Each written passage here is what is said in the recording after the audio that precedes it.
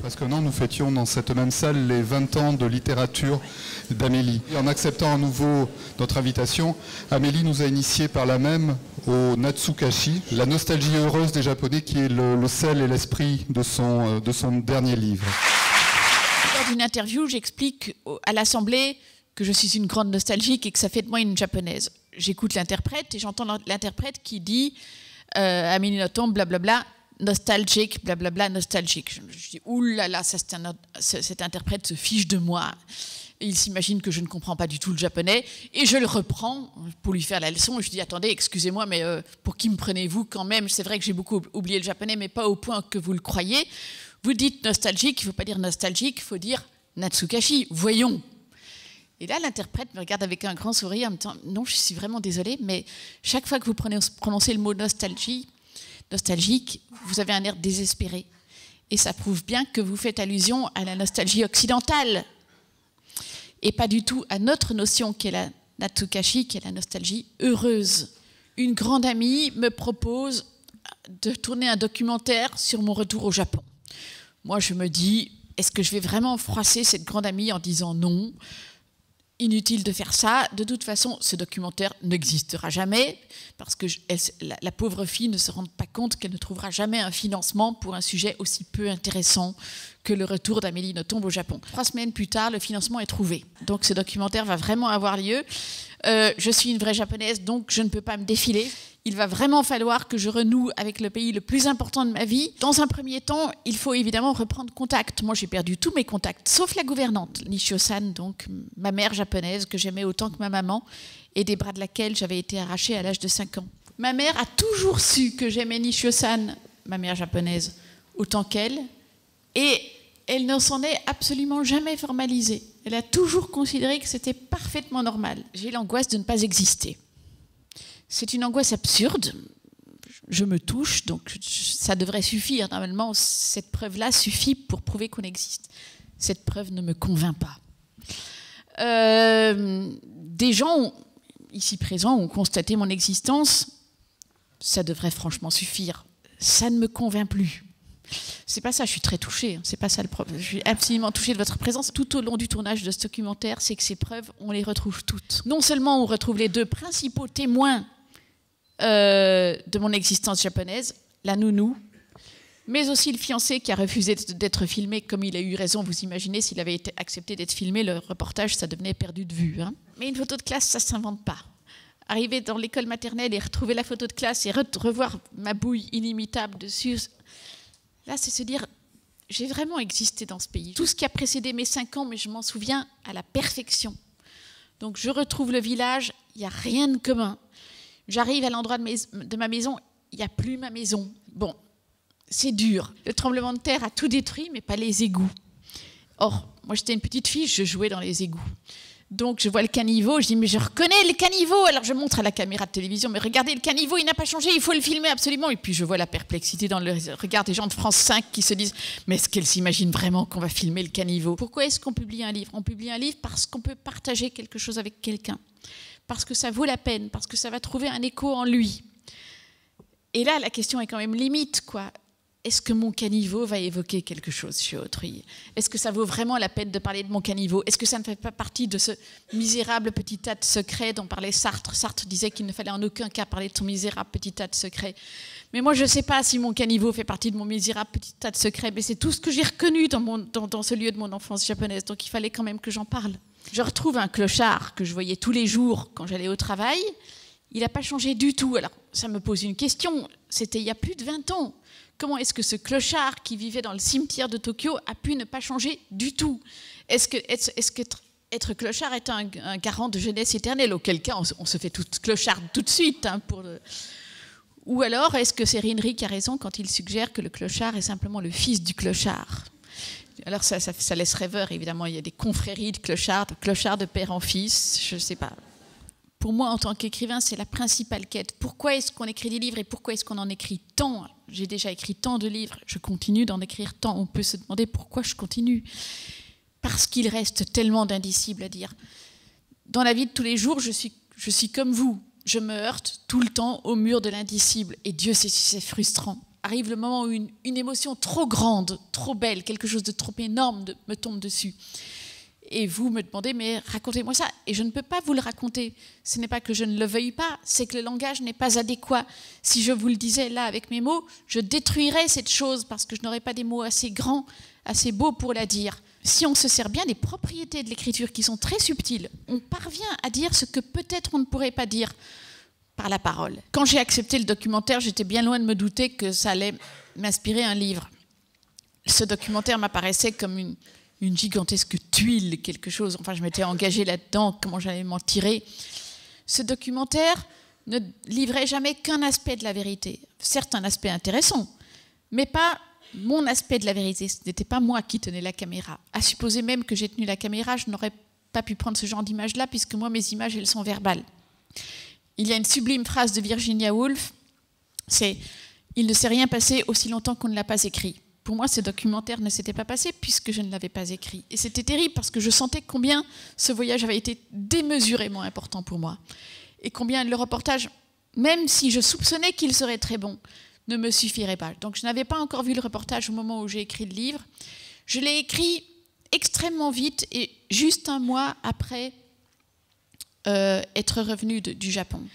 Rinry, c'est donc mon ancien fiancé, le premier homme qui a compté dans ma vie. Et je le retrouve 20 ans plus tard et je découvre qu'il a magnifiquement réussi sa vie, sûrement parce que je l'ai quitté, parce que sinon ça ne pourrait pas être comme ça. Il me dit, écoute, je vais te montrer notre Tokyo, donc 20 ans, plus de 20 ans ont passé. Et il me montre notre Tokyo, on s'arrête à chaque station de métro, à chaque café, il me dit, là on a fait ça, là tu as dit ça. Là. Le pire c'est ce que j'ai dit, parce qu'il se souvient parfaitement de tout ce que j'ai dit, et je vous assure que ce que je disais à l'époque était épouvantable. Je ne sais pas comment j'ai pu dire des choses pareilles, pardonne-moi. J'étais folle, quoi. Et c'est là que je le vois qui éclate de rire en disant « Mais ne t'excuse pas, ce sont des très bons souvenirs. On avait 20 ans, qu'est-ce qu'on s'est bien amusé. » C'est très difficile, vous savez, quand on a vécu une histoire d'amour à deux et que cette histoire se termine, c'est terriblement difficile de savoir quelle histoire l'autre a vécue. Moi, j'ai raconté ça dans Ni d'Ève ni d'Adam. Il a lu Ni d'Ève ni d'Adam et à un moment, la personne qui fait le documentaire lui demande « Qu'est-ce que vous avez pensé de Ni d'Ève ni d'Adam ?» Et il répond « Oh, c'est une charmante fiction ». Mais je pense que c'est la seule réponse qu'il veut faire. Demandez à votre ex d'écrire votre histoire d'amour. Lisez l'histoire d'amour, même si l'autre personne est parfaitement sincère.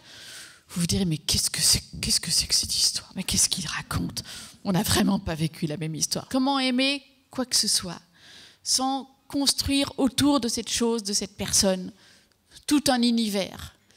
L'amour lui-même suppose toute cette construction. Et comment est-ce qu'on pourrait après raconter cette histoire en mettant de côté la construction? Ça n'a aucun sens. L'amour, c'est précisément cette construction. Donc oui, tout ce que l'on aime devient une fiction. Le drame, c'est que chez moi, la fiction a commencé très tôt. Puisque j'ai appris à 2 ans et demi que je quitterais le Japon un jour et que je l'ai quitté à 5 ans. Donc là, à 2 ans et demi, je me suis préparée à la fiction. Et à partir de 5 ans, c'est devenu vrai. Dès 5 ans, la fiction a commencé. Parce que dès que j'ai quitté le Japon, j'ai commencé à me raconter le Japon. Et je me suis raconté le Japon inlassablement. Puis j'ai quitté la Chine. Alors au Japon, c'est amalgamé la Chine. Puis j'ai quitté les États-Unis. Au Japon et la Chine, se sont amalgamés les États-Unis. Et ainsi de suite. Vous imaginez l'ampleur de la fiction. C'est complètement paradoxal. Parce que c'est vrai que la foule me terrorise et en même temps, on a envie de me dire « Mais qu'est-ce que vous faites là ?» Et je ne peux pas dire que je suis profondément malheureuse que vous soyez là. Au contraire, je suis très honorée. C'est un double mouvement et je ne peux rien y faire. À la fois, je suis farouchement solitaire et j'ai farouchement besoin de garder mon périmètre autour de ma solitude. Et à la fois, j'ai farouchement besoin des autres et farouchement besoin de beaucoup d'autres. Le matin, j'ai besoin de créer mon son. Et pour créer mon son, il faut que je sois seule pour qu'il n'y ait pas de bruit. Et le soir, je dois me confronter à mon son et voir l'effet que mon son produit sur les gens. En Extrême-Orient, et particulièrement dans la philosophie zen, c'est exactement le contraire. Le néant, mais c'est le but à atteindre. Aux yeux du bouddhisme, le nirvana, qu'est-ce que c'est que le nirvana? Donc le nirvana, c'est quand on a fini toutes ces incarnations et qu'on peut enfin ne plus se réincarner et qu'on peut enfin accéder au néant. C'est le but suprême. Le paradis, chez eux, c'est le néant. Dans la philosophie zen, c'est encore plus subtil que ça, parce que c'est même pas nécessaire de mourir pour y arriver. Dans la philosophie zen, on considère qu'on peut atteindre ça de son vivant, mais que de son vivant, le sage suprême, c'est celui qui parvient au néant, c'est-à-dire à ne plus avoir aucun sentiment, aucune préoccupation, aucune pensée, rien du tout. Et moi, je suis une occidentale, j'ai mis du temps à le comprendre, mais je suis une occidentale, donc a priori, le néant, ça me fait vraiment très peur. Mais voilà que je fais ce voyage au Japon en avril 2012, et puis l'avant-dernier jour du tournage, je retrouve le parc où, à l'époque, j'avais des rendez-vous amoureux avec ce fiancé. Le parc n'existe plus, c'est plus qu'une coulée de béton. Et là, j'éprouve tout à coup cette espèce d'extase typique de la philosophie zen, qui est l'extase du néant. Et je le vis comme 12 heures d'un bonheur parfait. Pendant 12 heures, je suis dans le néant, je suis à Tokyo, je me laisse traverser par le néant. Et c'est merveilleux, parce que je découvre que ce qui nous empêche tous de vivre au présent, c'est que nous ne sommes pas dans le néant. Nous sommes toujours en train de nous projeter soit vers le passé, soit vers le futur, parce que après la conférence du carré de Jal, qu'est-ce qu'on va faire? Il y aura la séance de dédicace, après il y aura le dîner, à quelle heure on va se coucher, enfin, etc. Et c'est nul de vivre comme ça. À cause de ça, on ne vit jamais vraiment l'instant présent.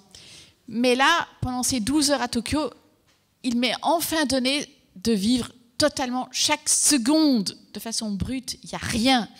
Je peux enfin voir l'autre, je peux enfin voir Tokyo, et c'est magnifique. Je souhaite à tout le monde de vivre ce néant extrême-oriental qui permet enfin d'être en phase totale avec le présent.